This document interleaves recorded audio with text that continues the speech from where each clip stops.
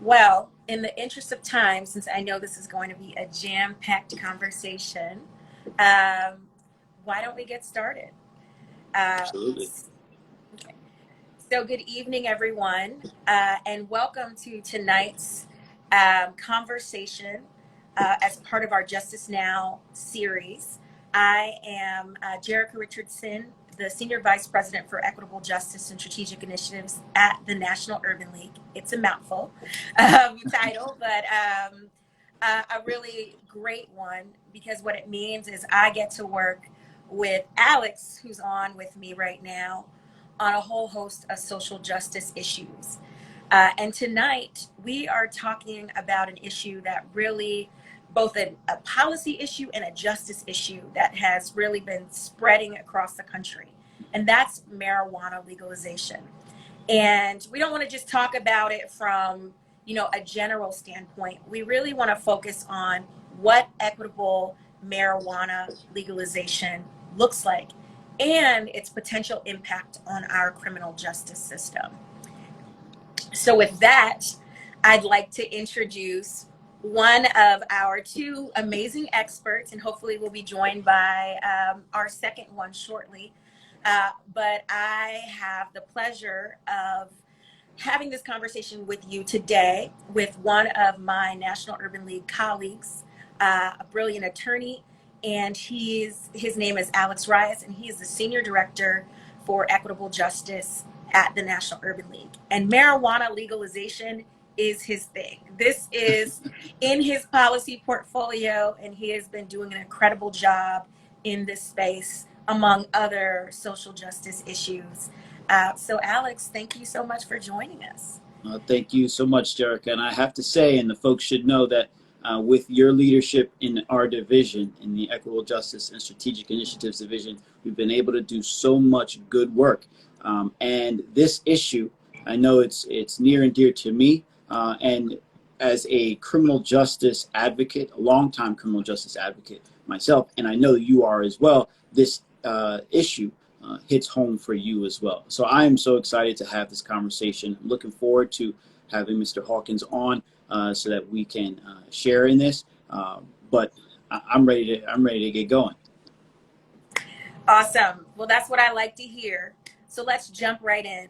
Why don't we start with a question that I think everyone thinks about, and it's the obvious one: why should marijuana be legal? And if we can take it a step further, maybe go into what's the difference between decriminalization and legalization, because these are lengthy terms, but I don't know if we always unpack them in the way that they should. Right. So your first question is, why should marijuana be legal? And I think that there's an easy way and a more difficult way to answer it. The easy way to answer it is we can just look at the numbers. The numbers show that there are, for generations, there have been hundreds of thousands, millions of folks who have interacted with police for nonviolent possession issues related to marijuana, and they end up in jail, whether because of some prior incidents that they may have contact with the system, or repeated incidents. But these are nonviolent crimes, right, that keep folks into the web of the criminal justice system. And that lands them in jail, whether it be state facilities or federal facilities. What that means is that we are paying for folks who are doing a nonviolent thing. We're paying for them to have to be in jail or have to be in prison. And that is an injustice in and of itself. But why is it that in some states where it's legal and other states where it's illegal for folks to be moving between jurisdictions and have disjointed laws related to possession, they are subjecting themselves, and the law is subjecting them in a trap of some sorts, into potentially falling into the system again. Hey, Mr. Hawkins. Hey. How are y'all? Good. Good. It's so great to see you. Well, same here. Alex, I will turn right back to you, but Absolutely. I just want to welcome our second expert to this group. So, who's also a brilliant attorney, Stephen Hawkins, is the president and CEO of the United States Cannabis Council. And Mr. Hawkins, for all of our guests, is also the executive director of the Marijuana Policy Project, which is the leading national organization advancing the legalization of cannabis for adult use and medical treatment. Welcome, Mr. Hawkins. How are you? I'm well, thank you. Glad to be on. Glad to have you. So we started the conversation off talking about why marijuana should be legal, and then really the difference between decriminalization and legalization. And so, Alex, I will go back to you since I cut you off there, but would love to hear the rest of your thoughts on this issue. Right. Well, Mr. Hawkins came at a perfect time, because what I was talking about was about how our system of marijuana laws is so disjointed that somebody can be moving from jurisdiction to jurisdiction and not really know what issues that they are facing when they cross state lines. One resource that I think is really great, it's something that I use in my policy research, is I visit the Marijuana Policy Project, because what they do is they lay out state by state how these laws are changing, and they give reports and legislative updates that help somebody like me who's keeping up to date, but they make it so accessible and relatable that folks can really figure out, if they're going to go someplace, they can figure out what's going on in that state. Then the question about decriminalization versus legalization. The process of legalization is a legislative process, usually, where a bill is passed and the law is changed, and the substance of marijuana, cannabis, is deemed legal in its various ways of being used. But even with legalization, there's different ways to be legal, whether it be medical or adult use, recreational, right? So there are so many different ways to think about that. But we should also talk about what decriminalization means. Decriminalization is usually when a municipality or a government official deems the substance no longer worthy of having of essentially being prosecuted or enforced against, right? So the decriminalization process makes it so that you will likely be able to possess it without facing consequences up to a certain amount. But it's still such a great area that folks just don't fully understand, and there's plenty of traps and tricks that can land you in trouble either way. So it's important to know, first and foremost, that we need to legalize it federally. When we legalize it federally, we can solve a lot of these disjointed legal issues. But with that being said, I'd love to hear Mr. Hawkins. I don't want to take up all the air here, and I know that he's got plenty to say on these two issues specifically. Well, Alex, exactly to your point that legalization, what legalization gives us, it gives us the right to have retail sales, the right to process, the right to grow cannabis, whether we're using it for medicinal purposes or recreational. What decriminalization only gets you is that up to a certain amount of cannabis, it will be treated as either a misdemeanor with a fine or something less than that. But typically it carries with it a fine. Here is the problem with stopping at decriminalization. It doesn't.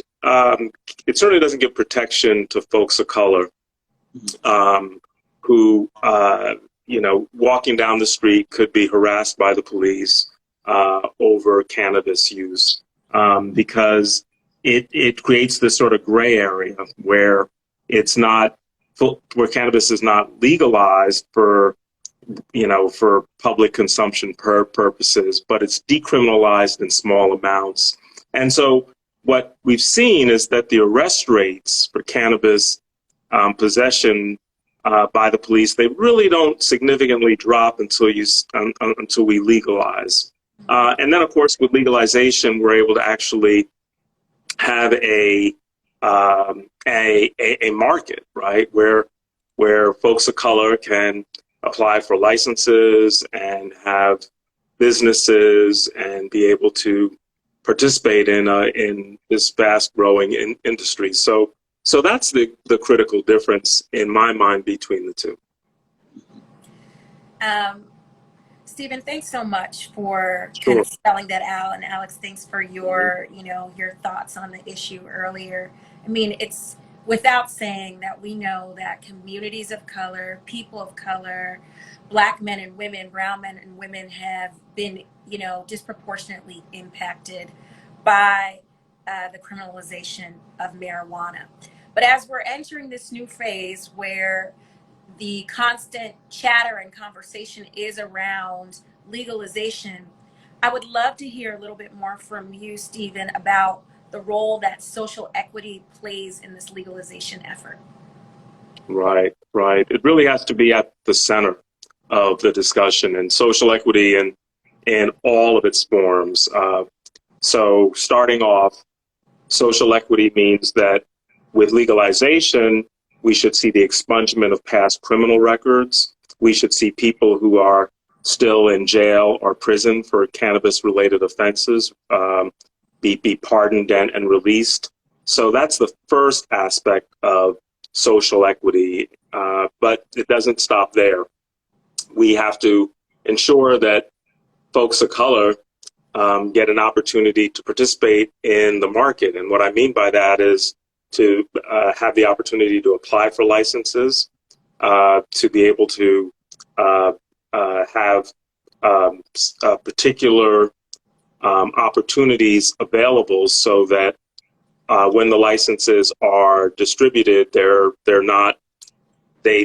don't go to the most well-heeled or the people who have the most resources.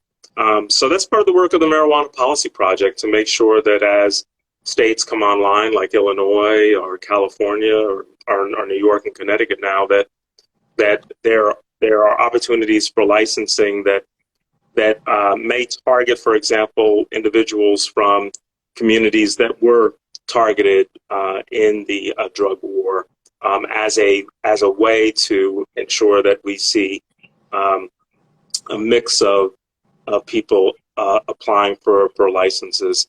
It certainly doesn't stop there, because once you have a license, you have to have the resources to be able to operate your business. Right now, we're seeing in Congress the safe banking bill that's being debated, but that would allow for regular financial services that could really be helpful for operators of color and being able to get bank loans and so forth. And then the last part of equity, which is very important, is how the tax dollars that are raised, hundreds of millions of dollars get raised from marijuana sales. How do we ensure that part of that money goes back to those communities that were targeted in the war on cannabis? And we're seeing some interesting programs around the country, but it's important that all that money just not go back into the state general fund, but that it actually goes to scholarship opportunities, reentry services, healthcare, childcare, but making sure that we see resources go back to communities of color.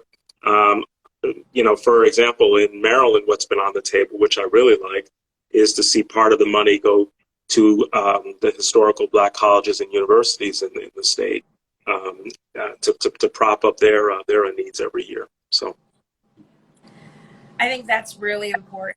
What you've lifted up is essentially a more restorative system or restorative justice. Yes. We're talking about legalization of marijuana. And you talked a little bit about Maryland, but as we've seen across the country, marijuana legalization laws are not equal everywhere you go. I think there's, there's differences depending on where you are state by state. Alex, I know you've been taking a look at those issues and kind of what's happening on the state level. You've been very involved in the conversation here in New York. Do you want to kind of talk about where we sit, some of the varying models that we're seeing out there on the state level? Right, right. To touch on Mr. Hawkins' point is that we have an opportunity with this industry to reconcile the ill doing of our system, right? This industry and this culture of marijuana use or consumption was created on the backs of people of color, and now that there's a market, a robust market, and opportunity, those people of color are in jail, and other folks who are able to capitalize on the market have a huge leg up. And that is the equity issue that we need to all understand when we're talking about legalization. It's not just about being able to use it and possess it. It's about being able to get into a brand new industry that is starting in this country, right? There's a few states that have been, early adopters, and they got into the game early. But like New York's a huge market. It just is getting online soon, right? And so with some of the early states, their equity programs weren't baked into the cake, so to speak. Whereas in New York, it's baked in. An equity officer was just appointed.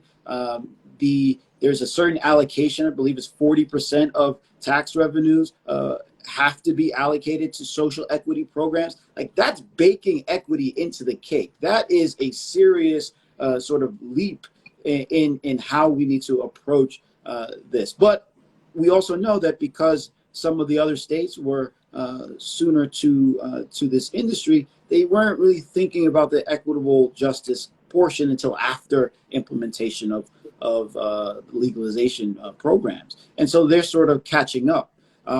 And we see in many states that though they're getting better, the arrest rates aren't where we need them to be. Folks are still interfacing with police, which is not just subjecting them to police contact and potential arrest, but potential violence as well. And we need to mitigate and minimize that as well. So the sooner we all get online with this program, the fewer folks will interface with police, the fewer folks will have potentially violent interactions with police, and the fewer folks will have in jails and in prisons. What we really, as far as the National Urban League and our policy position is that this needs to be baked into the cake.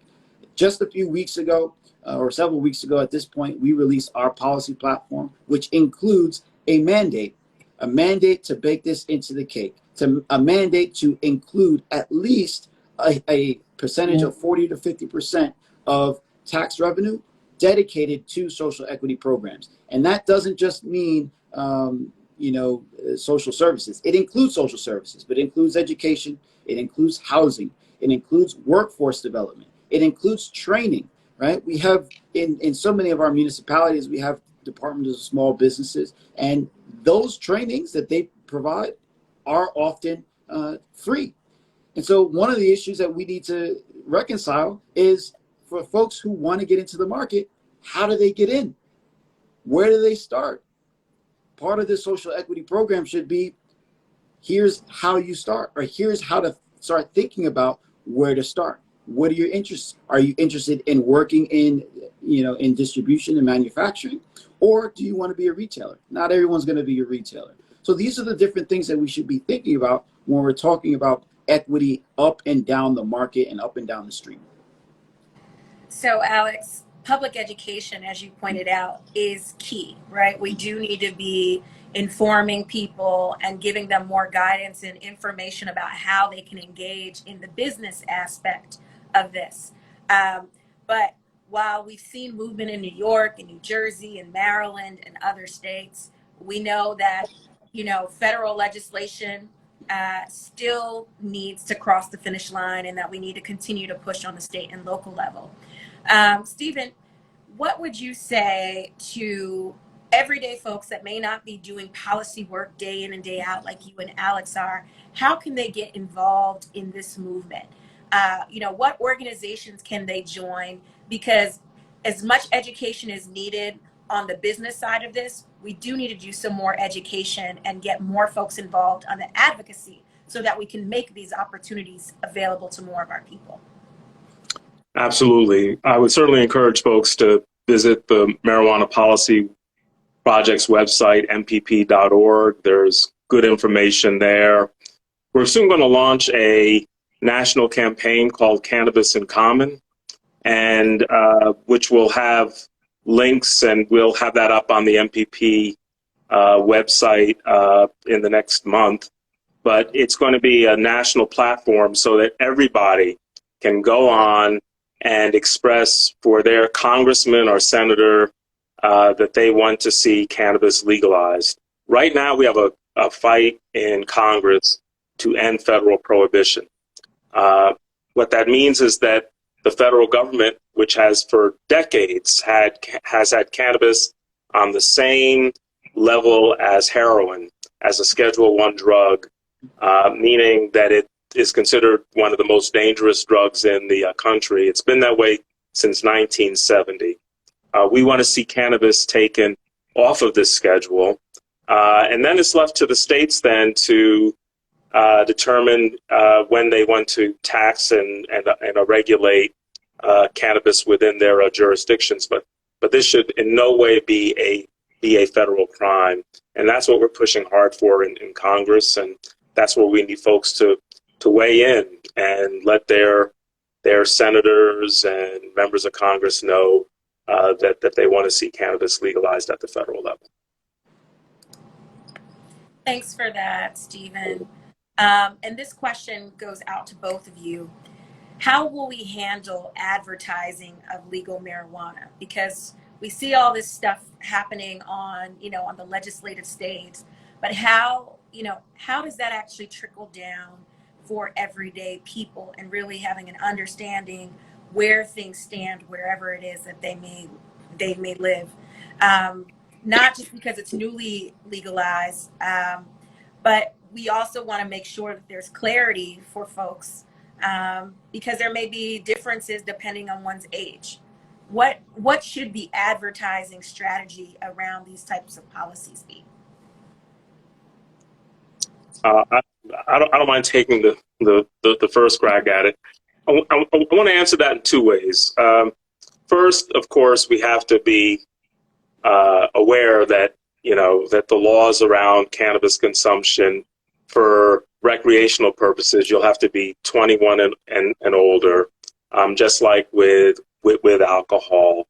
Medicinal is different because there are children that are able to get help with migraines, epilepsy, anxiety, cancer patients. So it's important for there to be medical exceptions. But I also want to answer the advertising question in another way that we haven't touched on, and that is that not only will there be jobs in what we call plant touching, where you're involved with processing or growing, there will be jobs in what we call the ancillary areas. So for our viewers who are into marketing or graphic design or advertising, there will be jobs in this industry that will require those skill sets. In the state of New York, now that there's going to be all these ability to apply for licenses and so forth, where's that black law firm that's going to specialize in this area and do quite well for themselves? There's going to be need for accountants, delivery, and security. So just to remember that there's other widely available jobs, and not everybody has to be involved directly in the business. This is going to be such a huge industry. There's going to be need for talent in every area, including advertising. And I'll piggyback off of that point, because this new market there are equity issues right within all aspects of this market. That includes legal services and business services, right? Mm-hmm. That includes in the marketing of this product. What we need to get away from is from the scare tactics of old that have framed this substance as one to be afraid of. One of the contributors to this fear that's associated with the substance is that because it's such a tightly regulated and Schedule 1 drug, that we can't properly study it. Our institutions, our universities are unable to fully explore all of the possible uses of the substance. And because of this federal level regulation and prohibition, we are limited. So we need to lift that barrier so that we can have truthful media and truthful advertising around the legalization of this substance. And it doesn't need to only be framed as a recreational drug. It doesn't need to be framed that way. We need a full understanding of this substance, like any other substance that we would test and study and do trials with, develop the quality and enhance the quality of it. This is why we need attorneys, and this is why we need doctors and firms to protect the ability for us to study and fully understand and truthfully advertise this substance. I do think that studying and the research is a great point, because people tend to focus on their conversations around marijuana being a gateway drug. And I mean, we have heard and know that there are so many other uses, as you all laid out, and healing properties that can be, I think, supportive for a lot of medical challenges that folks are having. And so in some ways, I think it's important that as we have these conversations, that we have to change the narrative around marijuana itself. And I would just like to kind of hear your thoughts on how we present this topic to people going forward, beyond just the business benefit and the decriminalization piece, because through this conversation, I kind of hear layers of equity that's needed, and righting a lot of wrongs of the past that have disproportionately impacted folks. So I'll just leave that out there. I know I said a lot, but I think there's so much that we could say about this conversation, and kind of want to hear any additional thoughts that you all have that we haven't covered or mentioned in this conversation. Well, you certainly have touched on the fact that our folks still, there's a stigma associated with cannabis. Folks have to talk to their mother or father or their grandma about it before getting involved in the business. But first of all, cannabis is not a gateway drug. The National Academy of Sciences a generation ago came out with their first study in 1999, saying there was no link to using cannabis and going on to using harder drugs. And the truth of the matter is, people have engaged in adult use of cannabis for generations. And some of our greatest artists, whether it's Louis Armstrong or others, used cannabis not only in their leisure time, but it was part of how they were able to be the creative geniuses that they were. So we have to reorient how we think about cannabis. I know that we are sort of double victimized there because we've been targeted by the police for decades in our communities around cannabis use. It sort of is hardwired into us that this is bad and we shouldn't be involved. But we need to stop thinking that way, because this is an industry that we need to be thinking about investing in now. There's only going to be two industries created in my lifetime. One was the tech industry, and the other is going to be cannabis. And most of our folks miss the tech industry train, and I want to make sure that we get on the cannabis train. And it's still early in the space, and there's going to be so many jobs and opportunities, and we just have to not wait. because 5 years from now, it will be too late in some of these markets. What cannabis has been a gateway for and a pipeline to is the criminal justice system. Let's just say that, right? Let's just put that out there, that is what it is a gateway for. And we need to close that pipeline and close that gateway. Handling these stigmas is a long process because you have to win the hearts and minds of folks. We can change those laws though, and win the hearts and minds over time. Right, that's a sort of generational feat. We can do it, but we can get these laws passed one by one. So many states are opening the door to that. Folks are putting their petitions in, getting their petitions together to make this happen. And that's where we close this gateway. And we can turn that narrative around. You don't have to be a cannabis user to support ending the pipeline to the criminal justice system via this substance. You don't have to use it in order to know that it's wrong to allow for pretext stops to be done by police officers because they smell marijuana, right? That is something that we can end and should end because we know what it has done to generations and generations of people. I think that was a really important point. And another point that I think people bring up when you talk about legalization of marijuana, many folks want to know what that really means for their day-to-day life. So when we're talking about employment, based on the legislation that you all have seen on the state level and what might be called for in the federal level, does that mean drug testing is something of old once there's legalization in the state? Like, what are the implications for people in the employment space?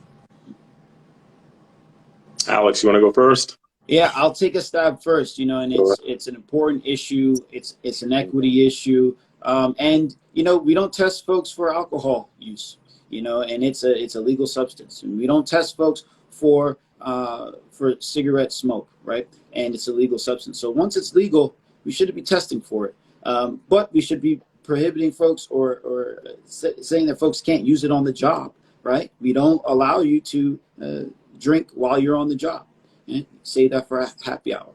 And I think the same sort of stance or similar stance needs to be taken here. However, cannabis is different in that there are medicinal uses. And so we have to understand that nuance. It's not black and white. We can't just label and stamp something drug and say it's done, right? We need to lift the ban on studying it. We need to lift the ban on financial support to allow for it to be sustainably studied over time so that we can get better and better at regulating it. I think folks want to use it in a safe and effective and consistent manner, right? But that takes us lifting these bans that are generationally, it's like a sealed box, right? And there's only so much that we can do inside these tight boxes before the box explodes. And right now, we're at a critical moment. We're at a critical moment where folks are tired of living under the thumb of that old regime. They're rethinking the way that this substance can and should be integrated into our society. And it's about time that our laws and our regulations reflect that. That includes in the employment space, and that includes on college campuses. That includes, in bars, restaurants. All of those things, they have different departments for a reason and different regulations for a reason. We need to be able to explore all of them. Thank you for that, Alex. Stephen, is there anything you wanted to add on that topic? Well, I would say that the time for us to push back on testing for cannabis for, either for applying for a job or to keep your job, that time is now. We've seen all the professional sports leagues pushing back now. The NFL players union just successfully were able to change the laws in the NFL, which were very strict, resulting in people being suspended for multiple games for testing with cannabis. So we're seeing changes in the sports league. We've seen the country's, I think, largest employer at this point, Amazon, say that it's no longer going to test people. So there's no reason why anyone should be tested for cannabis if it's different if there was consumption on the job, but what you do on a Friday night should not impact, being able to report to work on Monday morning. And so, and these kinds of laws, that seem neutral on their face, as we know, as civil rights attorneys, that they're never neutral, and this becomes a way to screen out folks of color from job opportunities, and that's historically been done. Actually, just a day or two ago, the NBA said that it wouldn't randomly test for marijuana anymore. Mm-hmm. And this is becoming more and more widespread and prevalent. Like the time to end that, like Mr. Hawkins said, is now. Yes, this is definitely a very important conversation, and one that I leave with, and really want to remind those that have tuned in and those that are talking to your friends how important it is to engage on this issue now.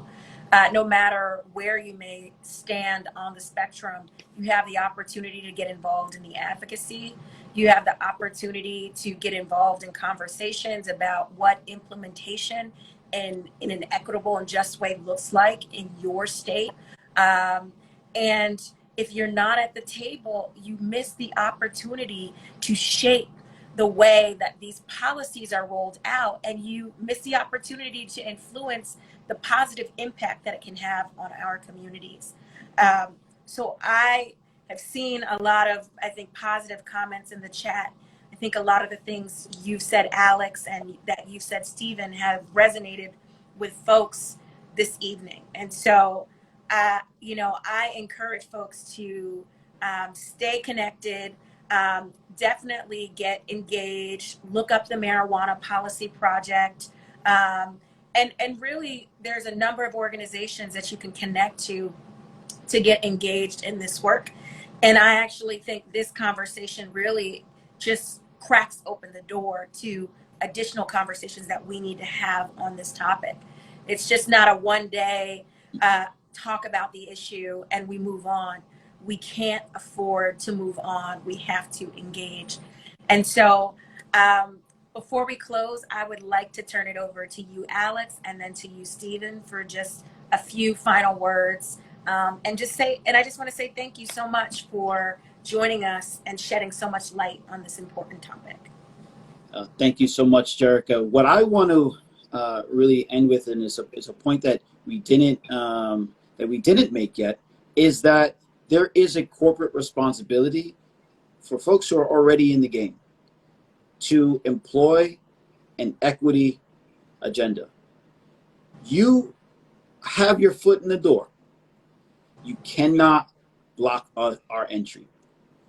You have a responsibility. There is a corporate responsibility to diversity and equity and inclusion in this space. You know it, and your customers will know it. That is something that you should take to heart. And there are folks in the industry like Mr. Hawkins who believes deeply in that.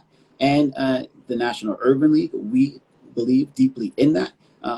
And we are watching, right? And the folks who have been, and the families who have been subject to these laws that have criminalized folks and marked them and their progress in life, they're watching too.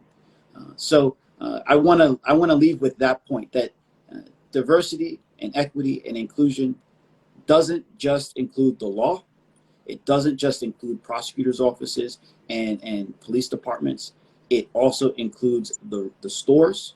It includes the corporate folks who are in manufacturing and distribution. Up and down the market stream, diversity, equity, and inclusion is vital to making this opportunity, us all taking this opportunity for what it's worth, because we can change the course of a lot of lives with this industry. Thank you, Alex. Stephen? Well, I just need to, underscore really what Alex said. I mean, this is an industry that's still going to create 700,000 plus jobs internally, not even counting all the jobs like in advertising and other areas. So I'm thinking as well about who are going to be the Black CEOs of some of these major cannabis companies that are emerging. Are there going to be individuals in the C-suite, right? I'm sure Alex and I are both going to hold accountable companies. You can't be based in Chicago and not have somebody of color, running some major part of your operation. So we have to push this industry to reflect and be like other industries that have had to learn that they need to reflect and look like the diversity of this country. And we do that even as we push and make sure that folks of color have opportunities to start and grow their own businesses.